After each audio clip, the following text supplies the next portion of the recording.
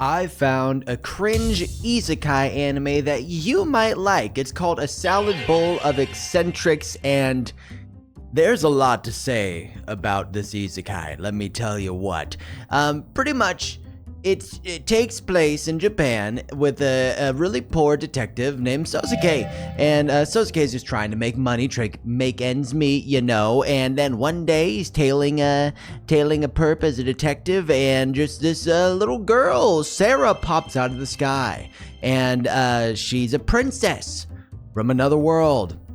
Naturally, in an isekai, of course. And they start, acclimating, living together, all these things like an isekai world does. And it's kind of already, just from the get, very like devil is a part-timer kind of anime vibe, where it's like, oh, I'm from another world and I have to learn what the common folk do on Earth in modern day times and get a job and make money and blah blah blah. And except like this time, the main character isn't like literally like Satan, so it's a little different.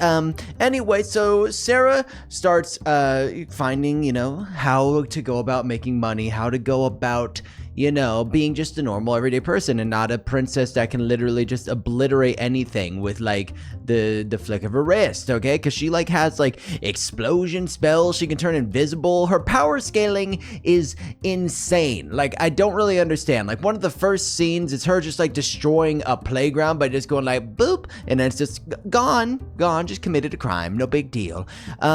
So she starts helping Suzuki, and then eventually Sarah's like right hand knight or maiden or whatever princesses have also goes to Earth and jumps through this portal that they had to jump through in the beginning, and becomes homeless because they don't know how to find a job and they can't find the princess to protect. So naturally, you just you find a tent and you just shack up and chill, and you collect cans. And that's kind of what Livia does for a bit. And here's where the cringe element comes in just a dash. Of course, you add a character that's over the age of 18, and what do you do next?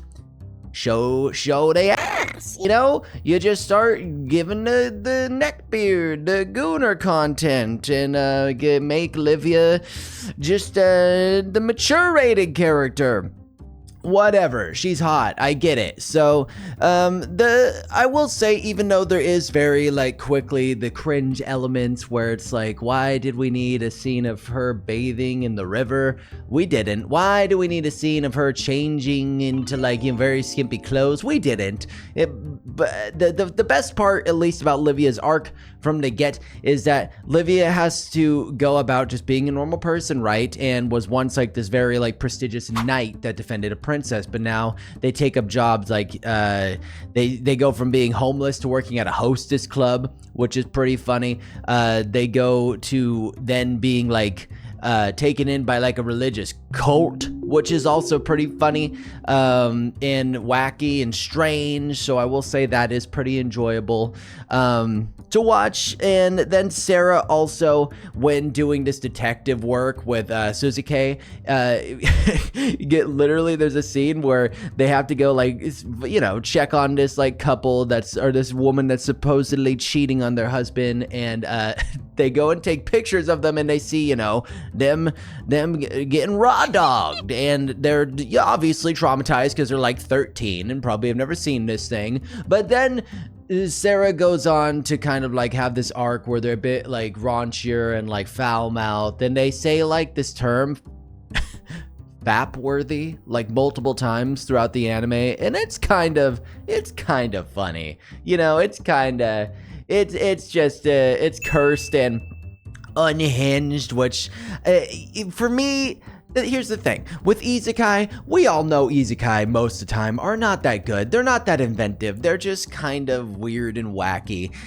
So when I watch an isekai, I go into it trying to find like anything unique about it or anything to latch on to. And I would say like the cursed humor in this isekai is definitely, it's funny. I'll give it that. Like, the writing's pretty good. And the characters are likable, and you can relate to Suzuki just trying to kind of like get out of like, being impoverished or broke, and just make enough money to survive. So yeah, there's definitely some heart in the story. It's very chill, well paced. One thing I will just note is that the intro is very strange. Like, it's like these, like, they take the anime characters and make them larger to life throughout Japan, and like, but like the background in the intro is like actual footage of like real buildings. They're not like animated, but the characters are animated, and then randomly they just have salad bowls rolling all over the place. It doesn't matter. It does not matter. And I also don't understand, why is it called a salad bowl of eccentrics? Like, the name, where, who was in the boardroom and they're like, you know what we need, John? We need salad bowls in the title. I think that's what the kids are really craving these days. What if we just relate the anime to vegetables? I don't know. All weird, quirky aside, I would say, for the most part, as a brand new isekai, it's not bad. It's kind of cringe, just mostly in, like, Livia's case. But other than that, like, it's funny. It's well paced. So if you do like things like Devil's Part-Timer, or isekai, you'd probably enjoy this anime. So far, it's only got like 3 episodes out. So again, brand spanking new.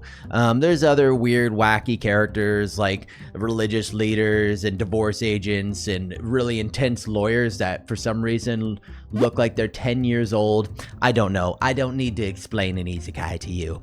Other than that, yeah, check out A Salad Bowl of Eccentrics if you think that sounds appealing. And if you like anime videos or manga videos, don't forget to subscribe, like, and comment a recommendation of an isekai you like. I would love to chat about anything manga or anime related. And until next time, you little weebs, I'll see you around, okay? Bye.